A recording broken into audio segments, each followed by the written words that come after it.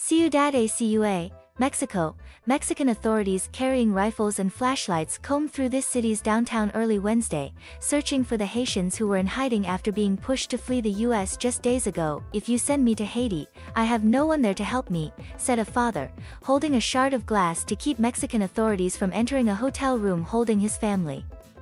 "I can't go back." Returning to Mexico was a last resort for the Haitians after crossing the Rio Grande and setting up camp under a bridge in Del Rio, Texas. Food, water, and medicine were lacking. Border Patrol agents on horseback chased them. Children were getting sick. There was no avoiding COVID-19. President Joe Biden's administration started loading people onto planes and flying them back to Haiti, a place many of the immigrants haven't lived in for years. Though Mexico has easier access to supplies and shelter, authorities there inflict nights of terror on those hiding from deportation. It's the largely unseen impact of the Biden administration's hardline handling of the Haitian immigration to the United States and years of Mexico being pressured by the U.S. to stop immigrants from ever reaching the border.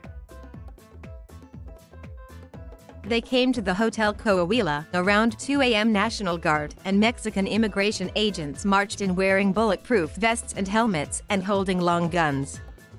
The quiet street below was suddenly filled with smashing sounds, then the crack of shattered glass and the shrieks of a Haitian family. Hotel security footage viewed by BuzzFeed News shows part of what happened inside. A Haitian father, standing in the doorway of his hotel room, his son and wife inside, with authorities to his left and right in the hallway.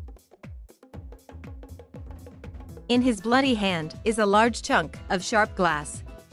It was part of a dresser mirror, possibly used to try to block the tiny room's wooden door that broke in the struggle between the family and the agents. He used the glass, despite it digging into his skin, to hold at bay at least a dozen armed soldiers and agents in the narrow hallway. "There is nothing in Haiti for his family," he told them, while holding the glass with two hands close to his chest, sometimes using one hand to make a motion dismissing the agents. He kept his back to the group of officials to his left, down the hall, but frequently peered over his shoulder to see where they were. A bright beam from an agent's flashlight lit up the floor. The father held off the agents for about 10 minutes as raids were conducted throughout the hotel. He was successful. Eventually, the authorities left him and his family alone. Others were not as fortunate.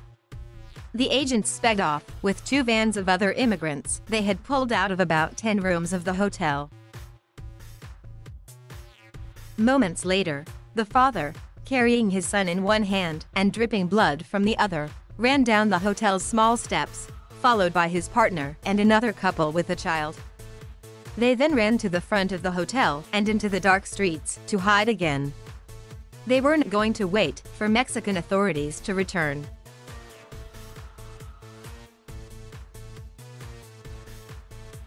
Thank you for watching. Please subscribe.